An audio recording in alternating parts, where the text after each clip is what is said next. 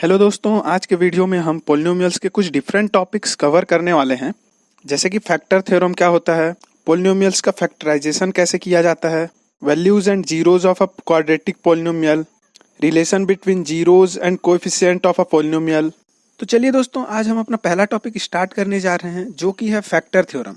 यह कहता है कि if x is equal to a such that a is 0 of a polynomial fx where remainder fa is equal to 0 then x minus a is a factor of fx। जो remainder theorem है वह यह है कि x जब 0 of polynomial के equal होगा तो fx में जब हम उस वैल्यू को पुट करेंगे x का तो जो रिमाइंडर आएगा इस कंडीशन में वो कितना आएगा, 0। इसका मतलब क्या हो गया, जो डिवीजर है वह एक फैक्टर है किसका, जो पोलिनोमियल है यहाँ पे, मतलब कि जो डिविडेंड है। अब इसको समझाने के लिए मैंने एक एक्सप्रेशन लिया है, मैथमेटिकल एक्सप्रेशन। आप जानते ही होंगे कि इसको मैंने कैसे लिखा है यहाँ पे, क्योंकि यह मैंने आपको पिछले लेक्चर में बताया था। जैसे कि आप जानते हैं कि जो डिविडेंड होता है वह डिवीजर और क्वोशिएंट का मल्टीप्लाई करने से जो रिजल्ट आता है उसको रिमाइंडर से जब ऐड करते हैं तो उसके इक्वल होता है। तो बस उसी में जो डिविडेंड, डिवीजर और क्वोशिएंट और रिमाइंडर है उसका वैल्यू मैंने यहाँ पे पुट किया है, जिससे कि हमको कौन सा इक्वेशन मिला है यहाँ पे, F X is equal to X minus A Q X plus R. यहाँ जो क्यू एक्स है वह क्या है, क्वोशिएंट, और जो आर है वो क्या है, रिमाइंडर। तो रिमाइंडर थ्योरम जिसे हमने पिछले लेक्चर में पढ़ा था उसको हम लोग यहाँ पे अप्लाई करेंगे। उसमें क्या बोलता है, जो एफ ए रहता है, मतलब कि जो एफ एक्स में जब हम एक्स का वैल्यू ए पुट करते हैं वह वैल्यू किसके बराबर रहता है, आर के, मतलब कि रिमाइंडर के बराबर रहता है। और हमने यहाँ पे देखा इस थ्योरम में कि a जो है वो क्या है, 0 ऑफ पोलिनोमियल, मतलब कि जब हम fx में a का वैल्यू पुट करेंगे तो जो fa का वैल्यू आएगा वह क्या आएगा, 0। इसका मतलब हमारा जो रिमाइंडर है वह क्या आएगा, 0। बस इसी को इस थ्योरम में बताना चाहा है कि जब x का वैल्यू 0 ऑफ पोलिनोमियल के बराबर होगा तो जो डिवीजर रहेगा वो जब डिवाइड करेगा किसको, डिविडेंड को, तो जो रिमाइंडर आएगा वह 0 आएगा, क्योंकि वह इसका एक फैक्टर होगा। यह हमको इस इक्वेशन से, मतलब कि इस सॉल्यूशन से समझ में आ गया होगा आप लोग को। इस केस में इसका जो कन्वर्स है वह भी सेटिस्फाई करता है इस थ्योरम को। जैसे कि इस थ्योरम में क्या बोलता है, जब x जो है 0 ऑफ पोलिनोमियल के बराबर होगा तब इस केस में जो रिमाइंडर आएगा वह 0 होगा, और जब रिमाइंडर 0 होगा तो इसमें जो x माइनस ए है वह फैक्टर होगा किसका, एफ एक्स का। लेकिन जो कन्वर्स है वह क्या बोलता है, जब x माइनस ए इसका फैक्टर होगा पोलिनोमियल का तब इसका जो रिमाइंडर है वह 0 होगा। आई थिंक यहाँ तक आप सभी को समझ में आया होगा। अब इसके बाद हम देखते हैं कि इससे रिलेटेड क्वेश्चन किस प्रकार से पूछ सकता है। यहाँ पे फैक्टर थ्योरम से रिलेटेड एक क्वेश्चन आपको मैं दिखा रहा हूँ। इसमें यह बोल रहा है कि क्या x माइनस 5 जो है वह एफ एक्स का फैक्टर है या नहीं है। इसको हमको यहाँ पे चेक करना है। तो आइए इसके सॉल्यूशन को हम देखते हैं कि इसको कैसे सॉल्व करना है। सबसे पहले फैक्टर थ्योरम क्या बोलता है, x का वैल्यू a होना चाहिए और a क्या होगा, 0 ऑफ पोलिनोमियल। तो उस a को फाइंड कैसे करेंगे, सबसे पहले हमको यहाँ पे जो डिवीजर दिया हुआ है उसको fx का क्या मानना है, यहाँ पे फैक्टर मानना है। अब जब यह फैक्टर होगा तो यह क्या होगा, इसमें जो वैल्यू आएगा x माइनस 5 को जब 0 से पुट करेंगे, मतलब इक्वल करेंगे, तो x का जो वैल्यू आएगा वह किसके बराबर होगा, 0 ऑफ पोलिनोमियल के, क्योंकि हम इसको किसके इक्वल मान रहे हैं, 0 ऑफ पोलिनोमियल के, जो कि यहाँ fx है। तो ऐसा करने से हमको जो x का वैल्यू है यहाँ पे वह 5 आ गया, जो कि a के इक्वल है। और फैक्टर थ्योरम क्या बोलता है, जब x जो है पोलिनोमियल के 0 के बराबर रहता है तो उस केस में fx में अगर हम x का वैल्यू a पुट करते हैं 0 ऑफ पोलिनोमियल के बराबर, तो उसका जो रिमाइंडर आता है वह 0 आता है। तो जब हम यहाँ fx में x का वैल्यू 5 पुट करेंगे जो कि a के इक्वल है, तो इसका रिमाइंडर 0 आना चाहिए। तो देखते हैं कि आगे यह आता है कि नहीं आता है। अगर यहाँ पे यह 0 आ गया तो जो हम मान के चल रहे हैं x माइनस 5 कि यह इसका फैक्टर है वह हम सही मान के चल रहे हैं। और यदि यह 0 नहीं आता है, यहाँ पे कुछ और वैल्यू आता है, एक फाइनाइट कुछ वैल्यू आता है, तो उस केस में जो 5 है वह 0 ऑफ पोलिनोमियल नहीं है, मतलब कि जो x माइनस 5 है वह एफ एक्स का फैक्टर नहीं होगा उस केस में। तो हम यहाँ पे देख रहे हैं कि जब हमने x का वैल्यू यहाँ पे 5 पुट किया एफ एक्स में, तो जो वैल्यू आ रहा है इसको सॉल्व करने पे वह क्या आ रहा है, 0। इसका मतलब क्या हो गया, जो x माइनस 5 है वह किसका फैक्टर है, एफ एक्स का, जो कि यहाँ पे दिया हुआ है। आई थिंक यहाँ तक आप सबको समझ में आया होगा। अब हम जो देखने जा रहे हैं वह है आइडेंटिटीज ऑफ पोलिनोमियल, और मैं यह आपको बताना चाहता हूँ और यह आपको याद करना होगा, क्योंकि जो आगे का जो टॉपिक है वह इससे रिलेटेड होगा। मतलब कि इसको अगर आप याद कर लेंगे तो वह आपसे आसानी से बन जाएगा, बहुत सारा क्वेश्चन उससे जो रिलेटेड रहेगा वो। तो इस आइडेंटिटी में जो पहला है वह क्या है, a माइनस बी का होल स्क्वायर किसके बराबर रहेगा, a square plus B square minus of 2ab। और दूसरा है कि a प्लस बी का जो होल स्क्वायर होगा वह किसके इक्वल होगा, a square plus B square plus 2ab। और जो तीसरा इसमें है वह क्या है, a square minus of B square रहेगा, उसको हम लोग क्या लिख सकते हैं, a माइनस बी ब्रैकेट में उसको मल्टीप्लाई कर सकेंगे किससे, a प्लस बी से। मतलब कि a square minus B square किसके इक्वल रहेगा, a minus B multiplied by a plus B. तो इन तीनों आइडेंटिटीज को आपको याद करना होगा, जिससे कि आप आगे का जो टॉपिक है वो अच्छे से समझ सकेंगे और उससे रिलेटेड क्वेश्चन आप सॉल्व कर सकेंगे। तो आइए अब हम अपना नेक्स्ट टॉपिक देखते हैं। इसमें वह है कि फैक्टराइजेशन हम कैसे करेंगे। एक पॉलिनोमियल दिया रहेगा, मतलब कि पॉलिनोमियल का इक्वेशन दिया रहेगा, उसको हम फैक्टराइज कैसे करेंगे। तो आप यहाँ देख पा रहे होंगे कि फैक्टराइजेशन में मैंने एक इक्वेशन लिया है, polynomial F X is equal to क्या लिया है, A X square plus B X plus C. इसमें जो कॉन्स्टेंट है ए बी सी वह क्या है, कैपिटल में है और सब रियल नंबर है। और इसमें जो ए है वह 0 के इक्वल नहीं होगा। ठीक है, तो हम इसको क्या करेंगे, एक एग्जाम्पल के थ्रू इसको समझने की कोशिश करेंगे।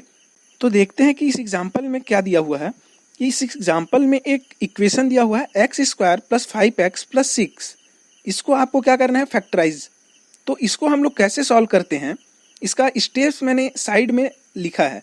इसको आप देखेंगे कि इसमें पहला स्टेप मैंने क्या लिखा है, जो a मल्टीप्लाइड बाई सी है, मतलब कि जो एफ एक्स में जो कैपिटल ए है और कैपिटल सी है उसको मैंने यहाँ पे स्मॉल लिख दिया है गलती से। उसमें जो कैपिटल ए और कैपिटल सी है उसको मल्टीप्लाई करेंगे तो उस पोजीशन में यहाँ पे कौन कौन सा है, जैसे कि यहाँ पे उसको हम लोग कंपेयर करेंगे। एग्जाम्पल में जो दिया हुआ है x square plus 5x plus 6 में, तो ए के जगह में क्या है यहाँ पे 1 है और सी के जगह में क्या है यहाँ पे 6 है। तो a इंटू सी करेंगे तो क्या वैल्यू आएगा, 6। तो सबसे पहले हम क्या करेंगे, कोई भी ऐसा इक्वेशन दिया रहेगा क्वाड्रेटिक तो a इंटू सी का वैल्यू निकालेंगे, जैसे कि हमने यहाँ पे निकाला। फिर दूसरा स्टेप क्या करेंगे, जो 6 आया है मल्टीप्लाई करने के बाद उसको हम लोग कैसे कैसे फैक्टर में तोड़ सकते हैं। जैसे कि 6 को हम लोग और क्या लिख सकते हैं, 1 इंटू 6 इज इक्वल टू और क्या लिख सकते हैं, 2 इंटू 3, 3 इंटू 2 एंड 6 इंटू 1। और इनको मैंने क्या मान लिया है, 1 2 3 6 को एक साइड में a डैश मान लिया और इधर क्या मान लिया, b डैश मान लिया। इसमें आप देख सकते हैं कि जो पहले का दो इसमें मतलब सेट आया है, जैसे कि 6 इज इक्वल टू 1 इंटू 6 और 6 इज इक्वल टू 2 इंटू 3, वह नीचे आके क्या हो जा रहा है, उल्टा हो जा रहा है। जिसको मैंने ऊपर में एक क्या किया है, कर्ली ब्रैकेट से दिखाया है दोनों को और नीचे को क्या से दिखाया है, बिग ब्रैकेट के साइन से। तो इसमें क्या होता है, जो 1 इंटू 6 है और 2 इंटू 3 है उसका जो पोजीशन चेंज हो गया तो वह और दो फैक्टर बन गया, लेकिन है ये सेम ही है। क्योंकि स्केलर क्वांटिटी में हम अगर पोजीशन चेंज कर देते हैं तो उससे कोई चेंज नहीं आता उसमें। थर्ड स्टेप में हम यहाँ पे क्या करेंगे, आइडेंटिफाई करेंगे कि स्टेप 1 से जो रिजल्ट आया है उसका साइन क्या है। यहाँ पे हम देख सकते हैं कि 6 के सामने क्या है, कुछ नहीं है, मतलब कि इसके सामने में प्लस है। अब 3 को ध्यान में रखते हुए हम 4 में क्या करेंगे, फोर्थ स्टेप में, कि जो सेकेंड स्टेप से जो रिजल्ट आए हैं उसको फैक्टर में बांटने के बाद तो उसको हम लोग लेंगे, ऐसा वैल्यू लेंगे कि जैसे कि हम लोग यहाँ पे देख सकते हैं साइड में क्या हुआ है, a डैश और b डैश का वैल्यू लिखा है मैंने। तो ऐसा वैल्यू लेंगे a डैश और b डैश का कि वह किसके इक्वल आएगा, जो एफ एक्स मैंने ऊपर में लिया हुआ है यहाँ पे इक्वेशन, उसमें जो b का वैल्यू है, मतलब कि जो बीच वाला वैल्यू है, जैसे कि एग्जाम्पल में यहाँ पे क्या है 5 है, तो जो a डैश और b डैश का जो सम है वो किसके इक्वल आना चाहिए, 5 के इक्वल आना चाहिए। ऐसा वैल्यू हम लोग को चूज करना है। तो इसमें दो केस है, 2 इंटू 3 और 3 इंटू 2, जिसे कि मैंने आपको बताया कि ये दोनों सेम ही हैं और प्लस का साइन है तो इसमें कुछ चेंज नहीं होगा। तो हम मान लेते हैं यहाँ पे 2 इंटू 3 को ले रहे हैं। तो इसमें क्या कर लिए, 5 को हम लोग और क्या लिख सकते हैं, 2 प्लस 3। ये हमको कैसे में पता चला, स्टेप 4 से पता चलेगा। यदि यहाँ पे जो इक्वेशन हमने लिया है एग्जाम्पल में उसमें 5 के सामने में प्लस ना होकर माइनस रहता, इसका मतलब क्या हो गया कि जो हमारा 2 इंटू 3 है उसको हमको सम करना है और कितना लाना है, -5। तो 2 इंटू 3 को, मतलब कि 2 और 3 को जब हम लोग ऐड करेंगे तो -5 तो नहीं आ सकता। इस केस में हमको क्या करना है, जो 6 इंटू 1 है उसको लेंगे और उसमें जो 6 है उसको हम लोग क्या मानेंगे, माइनस, और क्या होगा 1 प्लस में, और उसको जब हम दोनों को जोड़ेंगे तो उसका वैल्यू कितना आएगा, -5। वह जब आप यहाँ पे इसका, जैसे कि हमने स्टेप 2 में यहाँ पे इसका फैक्टर बनाया है, वैसे आप उसमें भी फैक्टर बनाएंगे तो आपको दिख जाएगा वो, आप टेंशन मत लीजिए उसका। तो आगे इसको हम देखते हैं। इसको हमने क्या किया, 6 को भी हमने यहाँ पे 2 इंटू 3 यहाँ पे लिख दिया और 5 को 2 प्लस 3। अब इसका जो 2 प्लस 3 है उसको मैंने x से मल्टीप्लाई कर दिया। तो दोनों जब यहाँ पे मल्टीप्लाई होके ब्रैकेट से जब बाहर निकलेंगे तो क्या होगा, X square plus 2x plus 3x plus 2 into 3 as it is रहा यहाँ पे। अब इसके बाद हम देख रहे हैं कि एक्स स्क्वायर और 2x में क्या कॉमन है, x, तो उसमें से हमने x कॉमन निकाल लिया और x प्लस 2 को वहाँ पे ब्रैकेट में लिख लिया, जो कि कॉमन निकालने के बाद उसमें से बचा।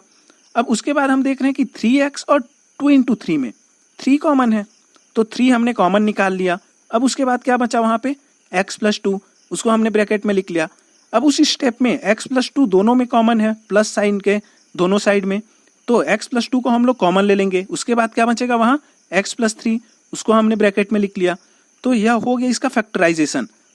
आप सबको यह समझ में आ गया होगा कि हम किस तरह से इस टाइप के क्वेश्चन को सॉल्व करेंगे और लास्ट में इसका आंसर किस टाइप से आएगा। यहाँ तक तो हुआ कि इसका फैक्टराइजेशन हमने कर लिया x प्लस 2 और x प्लस 3 में।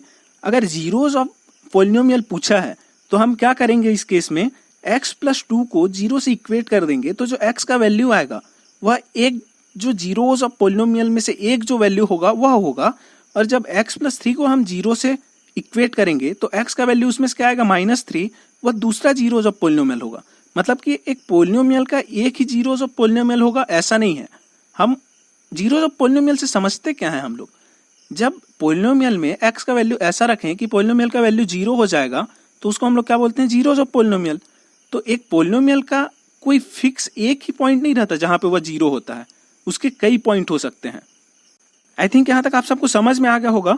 इसके बाद मैं अपने दूसरे टॉपिक में जाना चाहूंगा। अब हम इसमें एक जनरल सॉल्यूशन देखेंगे। इसका क्या होता है, जनरल इक्वेशन देखेंगे। इसमें क्या होता है, x plus A multiplied by X plus B, मतलब कि इसको जब हम लोग मल्टीप्लाई करेंगे तो एक क्वाड्रेटिक इक्वेशन आएगा।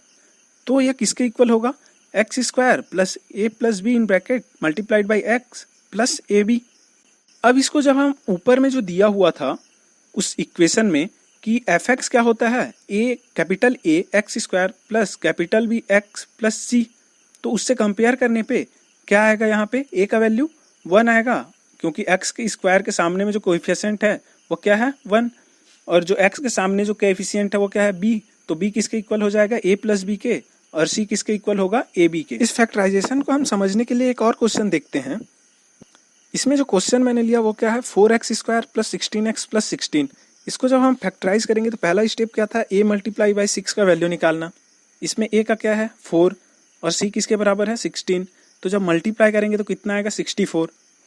अब 64 को जब हम फैक्टराइज करेंगे तो वह कैसे होगा, 1 इंटू 64 के बराबर होगा वह, और जो यहाँ पे मैंने दिया है जैसे कि 2 इंटू 32 ऐसा आप निकालेंगे तो ये सब आ जाएगा। और आप देख सकते हैं कि 8 इंटू 8 के बाद यह क्या हो गया, अपना पोजीशन चेंज कर रहा है, मतलब कि दोनों सेम है। अगर ये पॉजिटिव में है 64 तो इसमें तो यह कोई फर्क नहीं पड़ेगा, लेकिन जैसे कि यह नेगेटिव में रहता -64, तो इस केस में अगर -1 इंटू 64 का वैल्यू अलग अलग है, मतलब कि अगर 1 को मैं a डैश मानूं और 64 को b डैश, तो a डैश का वैल्यू -1 है और b डैश का वैल्यू 64। लेकिन अगर दूसरे केस में अगर मैं 1 को प्लस में ले लूं और 64 को माइनस में ले लूं, तो उस केस में a का वैल्यू क्या आ जाएगा 1 और b डैश का वैल्यू क्या आ जाएगा -64। तो उस केस में a डैश और b डैश का वैल्यू चेंज हो जाएगा। तो प्लस के रहते तक यहाँ पे कोई चिंता करने वाली बात नहीं है। उसके बाद हम देखेंगे कि जब माइनस आएगा तो उसमें क्या होता है, जो चेंज हो जाता है, मतलब कि जो नीचे का वैल्यू यहाँ पे लिया है मैंने 16 इंटू 4 वह अलग रहेगा, रहने के लिए सेम रहेगा, बस साइन दूसरे के जगह में आ जाएगा। अब हम इसके फैक्टर्स को देखेंगे, जैसे कंपेयर करेंगे तो किसका सम यहाँ पे 16 के बराबर आ रहा है जो कि b के पोजीशन में है। तो हम देख सकते हैं यहाँ पे कि 8 और 8 को जब हम ऐड करेंगे तो किसके बराबर आएगा 16 के। जैसे कि a डैश मैंने यहाँ पे किसको लिया 8, b डैश क्या लिया 8, दोनों को ऐड करेंगे तो 16 आएगा। और a इंटू सी किसके बराबर आ रहा है 64 के, और 8 इंटू 8 किसके बराबर आएगा 64। मतलब कि यहाँ पे हम लोग जैसे कि वहाँ 4th स्टेप से लेते थे वैसे ही यहाँ पे 8 इंटू 8 को हम लोग यहाँ पे क्या लिख सकते हैं 64, वैसे ही 16 को हम लोग क्या लिख सकते हैं 8 प्लस 8। हम लोग को यह स्टेप 4 से पता चलता है। अब हमने इसमें 16 को 8 प्लस 8 लिख दिया। अब उसके बाद इसको हम जब सॉल्व करेंगे तो क्या आएगा 4x square plus 8 plus 8x plus 16। अब इसमें 8+8 को हम लोग x से मल्टीप्लाई करेंगे अलग अलग, तो उसका जो दूसरा स्टेप आएगा वो क्या आएगा, 4x² plus 8x plus 8x plus 16। अब पहले दोनों में 4x² और 8x में 4x कॉमन है, 4x कॉमन लेने के बाद क्या बचेगा, x+2। वैसे ही दूसरे में 4 कॉमन है, उसको कॉमन लेने के बाद क्या बचेगा, x+2। अब प्लस के दोनों साइड जो है वैल्यू, उसमें x+2 कॉमन है, तो x+2 कॉमन लेने के बाद क्या बचेगा, 4x+4। तो ये तो हो गया इसका फैक्टराइजेशन जो कि इस क्वेश्चन में कहा गया था। यहाँ तक आप सबको समझ में आ गया होगा। और इससे रिलेटेड बस ऐसे ही क्वेश्चन बनेंगे। इससे रिलेटेड मतलब इसमें कुछ वैल्यू चेंज कर देगा बस, या फिर कोई वैल्यू यहाँ पे कुछ कांस्टेंट रख देगा और कुछ और डाटा दे देगा, उसको फाइंड करने के लिए बोलेगा। तो चलिए अब हम अपना दूसरा जो टॉपिक है उसको देखते हैं। हमारा जो टॉपिक है वो है values and zeros of a quadratic polynomial. इसका मतलब कि क्वाड्रेटिक पोलिनोमियल में जब हम x का वैल्यू पुट करेंगे तो जो पोलिनोमियल का वैल्यू क्या आएगा उसको हम लोग को देखना है, और जो पोलिनोमियल का जीरोज कैसे निकालते हैं हम उसको देखेंगे यहाँ पे। मतलब कि जो पोलिनोमियल का जीरो क्या होता है उसको जानेंगे यहाँ पे। तो इसमें मैंने एक क्वेश्चन लिया है, उसी का मैं यहाँ पे वैल्यू निकालूंगा x = 12 पे, और उसी के क्या करते हैं, जीरो निकालेंगे यहाँ पे हम। तो वैल्यू कैसे निकालेंगे x = 12 पे, जो पोलिनोमियल इक्वेशन दिया हुआ है यहाँ पे उसमें हम लोग x का जगह पे 12 पुट कर देंगे, और उसको हम जब सॉल्व करेंगे तो क्या आएगा उसका वैल्यू 169। तो जो यहाँ पे वैल्यू आया है वह इस पोलिनोमियल का वैल्यू कहलाता है। अब इसके बाद हम देखते हैं कि इसका जीरोस क्या होता है। अब जब यहाँ पे एक इक्वेशन दिया हुआ है तो देख सकते हैं कि यहाँ क्वाड्रेटिक इक्वेशन है। तो जब कभी भी ऐसा क्वाड्रेटिक इक्वेशन दिया रहेगा और जीरोस बोलेगा तो सबसे पहले उसको आप फैक्टराइज कर लीजिए। तो जैसे कि हम यहाँ पे फैक्टराइज पहले देख चुके हैं, तो इसको मैंने सीधा यहाँ पे बता देना है कि x+1 और x+1 इसके दो फैक्टर होंगे इस इक्वेशन के। तो उस केस में क्या करते हैं, जब जीरोस निकालना रहता है तो जो दो फैक्टर आए हैं यहाँ पे उसको मैं जीरो से इक्वेट करूंगा, तो x का जो वैल्यू आएगा वह क्या होगा, जीरोस ऑफ पोलिनोमियल। तो दोनों यहाँ पे x+1 है तो दोनों x का वैल्यू कितना आएगा, -1। तो जो यहाँ पे वैल्यू आएगा किसका, जीरोस ऑफ पोलिनोमियल का, वह कितना होगा, -1। मतलब कि इस क्वाड्रेटिक इक्वेशन का जो जीरोस ऑफ पोलिनोमियल है वह क्या होगा, एक -1 ही होगा। इससे अगर कोई दूसरा वैल्यू हम पुट करेंगे यहाँ पे तो यहाँ पे जीरोस ऑफ पोलिनोमियल नहीं कह सकते हम उसको, क्योंकि उससे जो वैल्यू आएगा पोलिनोमियल का वह कितना आ जाएगा, कोई एक डेफिनाइट वैल्यू आ जाएगा, जीरो के बराबर नहीं होगा, इसलिए हम उसको जीरोस ऑफ पोलिनोमियल नहीं कह सकते। मतलब कि जीरोस ऑफ पोलिनोमियल वही वैल्यू होगा जिसको जब हम पुट करेंगे पोलिनोमियल में तो उसका वैल्यू क्या आएगा, पोलिनोमियल का जीरो। आई थिंक यह भी आपको समझ में आ गया होगा। इसके बाद हम अपने नेक्स्ट टॉपिक की ओर चलते हैं। हमारा जो टॉपिक है वह क्या है, relation between zeros and coefficient of polynomial.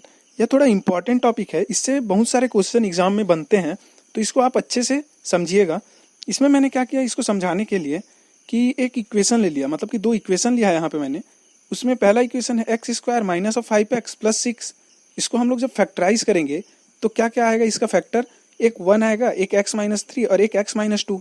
वैसे ही दूसरा इक्वेशन जो है 4x² - 4x + 1, उसको जब हम फैक्टराइज करेंगे तो उसका जो वैल्यू आएगा फैक्टर्स का वह क्या क्या आएगा, 4x - 1/2 इन ब्रैकेट, और दूसरा क्या होगा x - 1/2। तो यहाँ तीन फैक्टर आ गए। अब आप यहाँ पे देख सकते हैं कि जो सबसे पहले वाला जो फैक्टर है, मतलब कि जो कांस्टेंट है, जैसे पहले में है 1, दूसरे में है 4, तो इसमें जो इक्वेशन दिया हुआ है, रेस्पेक्टिव जो इक्वेशन है इनका, उनका जो a का वैल्यू है उसके इक्वल है। जैसे कि पहले में x² का जो कोएफिशिएंट है वह 1 है, और दूसरे में जो कोएफिशिएंट है x² का वह क्या है, 4, और इसमें जो पहले जो इसका जो फैक्टर है वह भी 4 है। इन दोनों इक्वेशन में आप देख सकते हैं कि जो ब्रैकेट में है x - 3 और x - 2, तो इसमें जो 3 है वह क्या है, जीरोस ऑफ पोलिनोमियल है पहला, और जो -2 है, मतलब कि जो 2 है वह क्या है, दूसरा जीरोस ऑफ पोलिनोमियल है, किसका, पहले वाले का। और दूसरे में वैसे ही दोनों क्या है, वैल्यू माइनस ऑफ, मतलब कि 1/2 है दोनों, उसको उधर ले जाएंगे तो -1/2 क्या हो जाएगा, 1/2। तो इसका जो जीरोस ऑफ पोलिनोमियल है वो क्या है, 1/2 दूसरे इक्वेशन का। तो इसको आप याद रखिएगा, इसी को मैं आगे यूज करने वाला हूँ। तो इस एग्जाम्पल को ध्यान में रखते हुए इस जो टॉपिक है उसको हम समझेंगे। इसमें मैंने इसको समझाने के लिए बताया था ये दोनों इक्वेशन को। अब हम देखते हैं इसका जो मेन जो इधर इसका जो डेरिवेशन है वो हम देखते हैं कि हमने यहाँ पे पहले क्या माना, ax² + bx + c को एक पोलिनोमियल माना। इसमें जो a, b और c का वैल्यू है वो रियल नंबर है, और a जो है जीरो की इक्वल नहीं होगा। अब इस पोलिनोमियल का जो जीरोज है उसको मैंने क्या मान लिया, अल्फा और बीटा। तो इसमें हम देख रहे हैं कि जो ax² + bx + c को हम किसके बराबर लिख सकते हैं, k x minus of alpha, फिर दूसरे ब्रैकेट में x माइनस ऑफ बीटा। इसको हमने कहाँ से लिखा, मतलब कैसे लिखा, जो ऊपर में हमने एग्जाम्पल बताया था उससे कंपेयर करके। जैसे कि वहाँ पे जीरोज ऑफ वैल्यू रहता था, जीरोज ऑफ पोलिनोमियल का वैल्यू वह कहाँ पे आता था, जो फैक्टर रहता था उसमें माइनस साइन लग के आ जाता था। तो वैसे ही यहाँ पे हमने जो जीरोज ऑफ वैल्यू है इस पोलिनोमियल का, उसको ब्रैकेट में x माइनस में कर दिया यहाँ पे, जहाँ पे जो k है वह किसके बराबर होगा, a के बराबर, कोएफिशिएंट ऑफ x स्क्वायर के बराबर। और जब हम इस ब्रैकेट को तोड़ेंगे तो इसमें क्या हो जाएगा, जो ax square plus B X plus C हो किसके इक्वल होगा, K X square minus of K alpha plus beta bracket में multiplied by X plus K multiplied by alpha into beta. अब इस इक्वेशन को जब हम जनरल इक्वेशन से कंपेयर करेंगे जो कि A X square plus B X plus C है, तो हमारा जो ए का वैल्यू आएगा वो किसके बराबर होगा, के, और जो के अल्फा बीटा है वह किसके बराबर होगा, सी के, और जो minus of K alpha plus beta है वह किसके इक्वल होगा, बी के। तो जब हम बी में मतलब कि क्रॉस मल्टीप्लिकेशन करेंगे, माइनस के इधर ले आएंगे बी के जो नीचे साइड में मतलब डिनोमिनेटर में, तो क्या बच जाएगा लेफ्ट हैंड साइड में अल्फा प्लस बीटा। तो उसको जब हम सॉल्व करेंगे तो अल्फा प्लस बीटा का वैल्यू कितना आएगा, माइनस ऑफ बी बाई ए। तो यह क्या होता है, जो सम ऑफ जो जीरोज ऑफ पोलिनोमियल रहता है उसका वैल्यू क्या आता है, माइनस ऑफ बी बाई ए। तो यह एक जनरल फॉर्मूला है जिसको हमने अभी डिराइव किया। तो इसको आप याद रखेंगे क्योंकि यह सामने मतलब क्वेश्चन में यूज होने वाला है आगे। अब जो दूसरा है जैसे कि K alpha beta is equal to C, इसको जब हम सॉल्व करेंगे, के को जब क्रॉस मल्टीप्लाई करेंगे तो सी के डिनोमिनेटर में आ जाएगा, मतलब राइट हैंड साइड के नीचे आ जाएगा। तो अल्फा बीटा किसके इक्वल हो जाएगा, सी बाई के। अब सॉरी, ऊपर में मैंने बताने के लिए भूल गया कि जो बी बाई के है तो के किसके इक्वल है, ए के। तो अल्फा प्लस बीटा किसके इक्वल हो रहा है, माइनस ऑफ बी बाई ए। वैसे ही यहाँ पे क्या हो रहा है, अल्फा इंटू बीटा किसके इक्वल हो रहा है, सी बाई के, और के किसके इक्वल है, ए के। तो अल्फा बीटा किसके इक्वल हो जाएगा, सी बाई ए के। तो यह दोनों फॉर्मूला आपको याद रखना है क्योंकि यह दोनों क्या होगा, आगे यूज होगा क्वेश्चन सॉल्व करने में। अब इसको हम देख सकते हैं कि जो अल्फा प्लस बीटा है उसको हम क्या लिख सकते हैं, कोएफिशिएंट ऑफ माइनस एक्स, क्योंकि जो बी है वह एक्स का कोएफिशिएंट है ना कि माइनस ऑफ एक्स, लेकिन उसके सामने में माइनस का साइन है इसलिए माइनस ऑफ एक्स लिखा है हमने। और डिनोमिनेटर में क्या है, कोएफिशिएंट ऑफ एक्स स्क्वायर, जैसे कि वहाँ पे क्या है, ए है, तो ए क्या है, कोएफिशिएंट ऑफ एक्स स्क्वायर है। तो इसलिए हमने इसको एक फॉर्मूले के रूप में लिख लिया, alpha plus beta is equal to coefficient of X minus of X upon में कोएफिशिएंट ऑफ एक्स स्क्वायर। वैसे ही अल्फा इंटू बीटा को हम क्या लिख सकते हैं, कोएफिशिएंट ऑफ एक्स की पावर 0, मतलब कि जो कांस्टेंट रहेगा इक्वेशन में वह divided by coefficient of X square. तो यहाँ तक तो हमने देख लिया कि हम कैसे product of zeros of polynomial निकालेंगे और सम ऑफ जीरोज ऑफ पोलिनोमियल कैसे निकालेंगे। आई थिंक यहाँ तक आप सबको सब समझ में आ गया होगा। यह वीडियो ज़्यादा लंबा हो जाएगा अगर इसको हम और इसमें क्वेश्चन सॉल्व करेंगे, तो इसका जो क्वेश्चन इससे रिलेटेड रहेगा product of zeros of polynomial और सम ऑफ जीरोज ऑफ पोलिनोमियल से, उसको हम लोग अपने नेक्स्ट वीडियो में देखेंगे। और इसमें एक और टॉपिक रह जाता है जो कि है क्या, graph related to the zeros of polynomial, उसे भी हम अपने नेक्स्ट वीडियो में देखेंगे। Thanks for watching.